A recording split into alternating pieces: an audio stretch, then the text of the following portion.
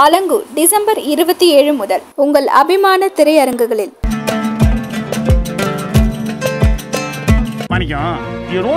சமுதாயம் சம் ஆதாயம் இருந்தா தான் இந்த சமுதாயம் நம்மளை தலையில தூக்கி வச்சு கொண்டாடும்.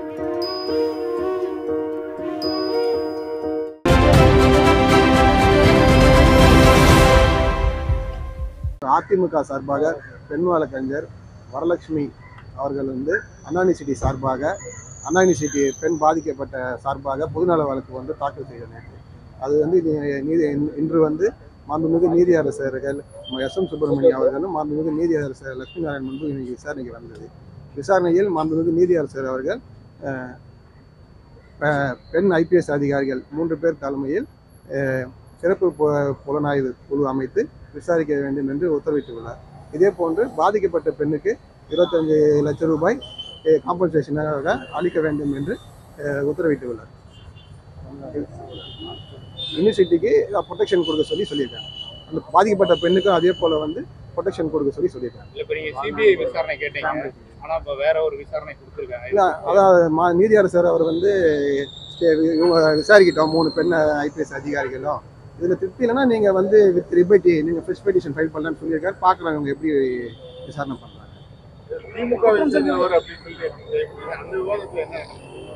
இல்லை அது இப்போதைக்கு இன்வெஸ்டிகேஷன் இதில் இருக்குது. அதனால் இப்போதைக்கு அதை பற்றி எதுவும் பேச வேண்டாம்னு இல்லை ஸ்பெஷல் இன்வெஸ்டிகேஷன் போட்டு விசாரிக்கணும்னு சொல்லியிருக்காரு. ஃபியூச்சரில் விசாரணை உங்களுக்கு திருப்தினா நீங்கள் ஃபர்தராக நீங்கள் with liberty fresh petition file பண்ணலான்னு சொல்லியிருக்காரு. ஆனால் ஸ்டூடெண்ட்களுக்கு ப்ரொடெக்ஷன் கொடுக்க சொல்லியிருக்காங்க. ஹாஸ்டல் எல்லாருக்குமே கோர்ஸ் முடிக்கிற வரைக்கும் அவங்களுக்கு எல்லாருக்குமே ஃபீஸ் எல்லாமே ஹாஸ்டல் ஃபீஸ் எதுவுமே வாங்கக்கூடாது. அவங்க டியூஷன் ஃபீஸ் எல்லாமே ஃப்ரீயாக அவங்க கம்ப்யூட்டர் கோர்ஸ் வரைக்கும் சொல்லியிருக்காங்க.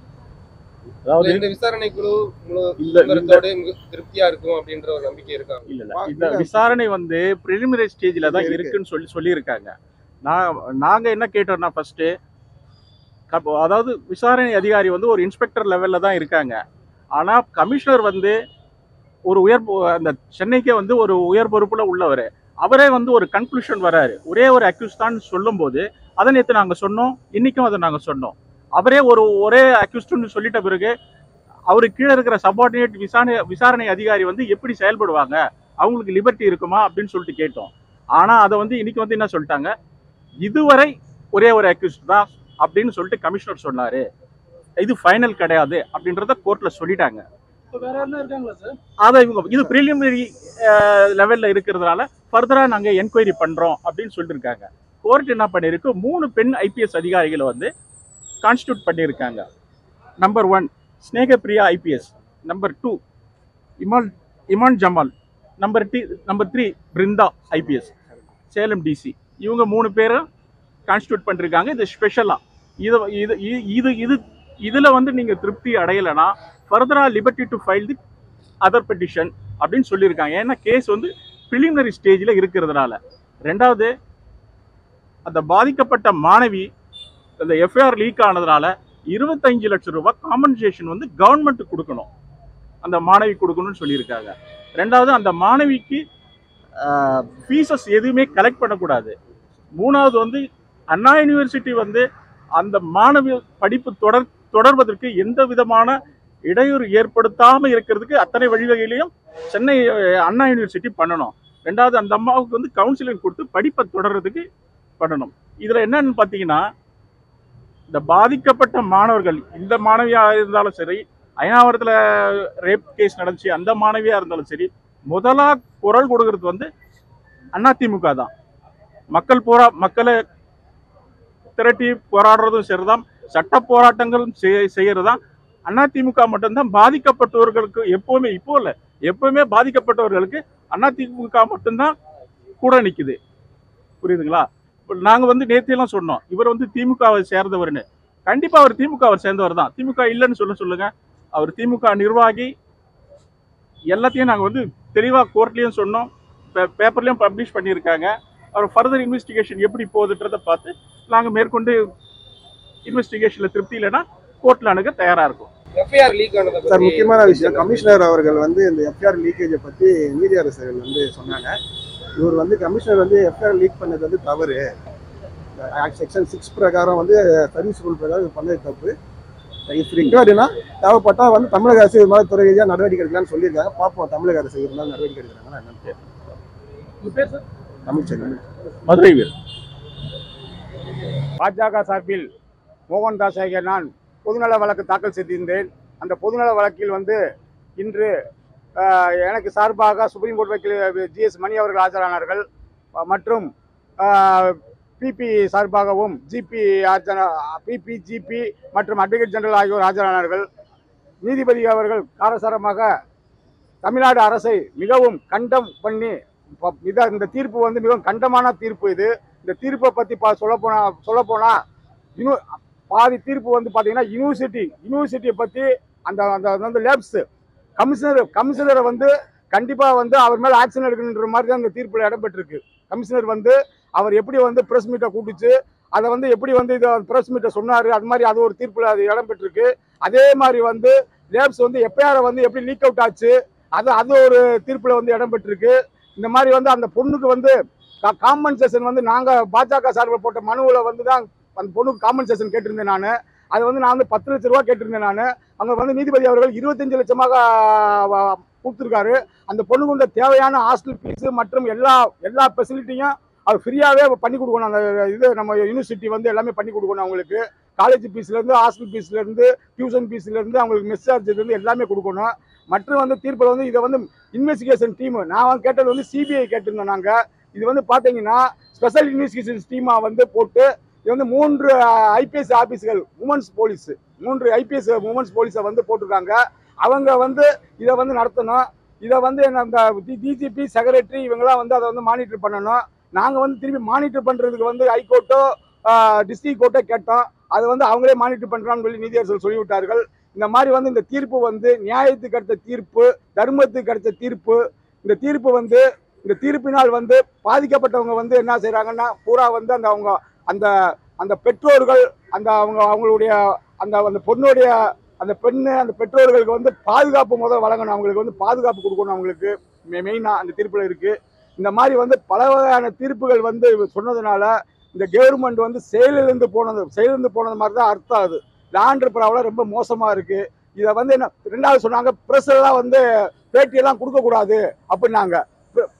பேட்டி கொடுக்கறது வந்து எங்களுடைய உரிமை. அரசு தரப்பில் வந்து என்ன சொல்கிறாங்கன்னா பேட்டியெல்லாம் கொடுக்கக்கூடாது. ஃப்ரீடம் ஆஃப் ஜட்ஜ் அவர்கள் என்ன சொல்லிட்டாங்கன்னா ஃப்ரீடம் ஆஃப் ஸ்பீச் இருக்குது, அதனால அவங்க பேச்சுரிமையை வந்து தலையிட முடியாதுன்னு சொல்லி கோர்ட்டு சொல்லிட்டாங்க தீவிரமாக.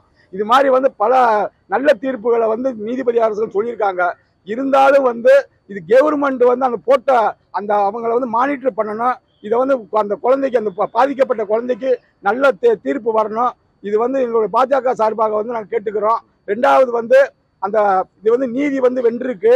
2வது வந்து இன்வெஸ்டிகேஷன் வந்து ஃபேராக நடக்கணும். ஏன்னு கேட்டிங்கன்னா அந்த 3 போலீஸ் ஆஃபீஸர் வந்து அவங்களுடைய அந்த சிஎம் கண்ட்ரோலில் தான் போலீஸ் டீமே இருக்குது. அந்த சிஎம் உடைய இதுக்கு கண்ட்ரோல் இருக்குது. அதனால வந்து இது ஃபேராக இருக்கணும். ஏதாவது பிரச்சனை இருந்துச்சுன்னா திருப்பி நான் கோர்ட்டை நாடுன்னு சொல்லி கோர்ட்டுக்கு வாங்கன்னு சொல்லியிருக்காரு நீதிபதி அவர்கள். நன்றி, வணக்கம். அதே போல பெண்களை இழிவுபடுத்துவதோ பிளேமிங் நீதிபதி எஸ்.எம். சுப்பிரமணியம் அவர்கள் விதித்த இதில் முக்கியமானது என்னென்னா, no person has a right to shame and blame a girl. ஒரு பெண்ணை ஷேம் பண்ணவோ பிளேம் பண்ணவோ இழிவுபடுத்தவோ கூடாது. அதற்கு அரசு துணை போகக்கூடாது. இந்த எஃப்ஐஆரை லீக் செய்வதன் மூலமாக அந்த பெண்ணுடைய விலாசம், அந்த பெண்ணுடைய முகவரி அனைத்தும் தெரிவித்ததனால் அவருடைய எதிர்காலம் பாதிக்கப்பட்டிருக்கிறது என்பதை தெளிவாக சொல்லி, ஒரு பெண்ணுக்கு விரும்பியபடி நண்பர்களோடு பழகுவதற்கு உரிமை இருக்கிறது.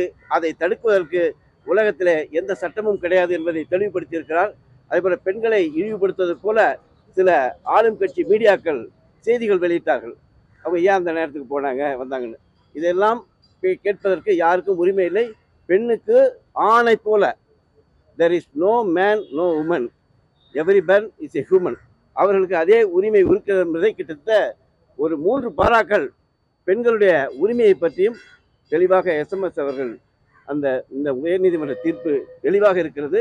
அதே போல் நமது மோகன்தாஸ் மட்டும்தான் அந்த பிஜேபி சார்பில் போட்ட வழக்கில் மட்டும்தான் பெண்ணுக்கு நஷ்ட ஈடு கேட்டிருக்கிறோம்.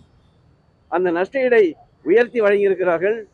அதே போல் அந்த பெண்ணுக்கு படிப்பதற்கான வசதிகளை கொடுத்திருக்கிறார்கள்.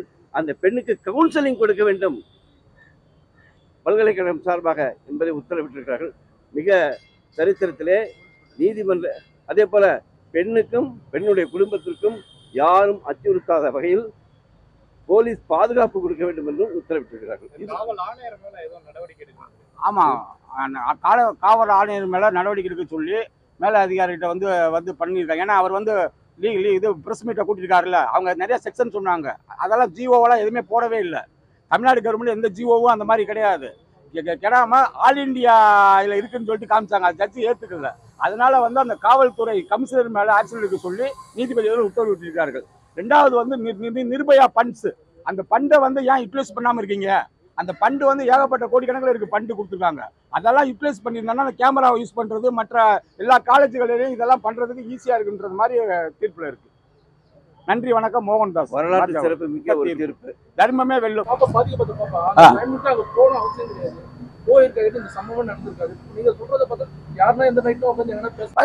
காந்தியடிகள் என்ன சொல்லிருக்காருன்னா, ஒரு பெண்மணி 12 மணிக்கு கூட தனியா போறதுனால தான் சுதந்திரமான இந்தியா சொல்லியிருக்காரு. அதனால 12 மணி 24 hours தான் போகலாம்.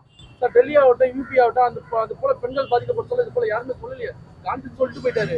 அதுபோல எந்த பெண்களுக்கு நடக்கலையே.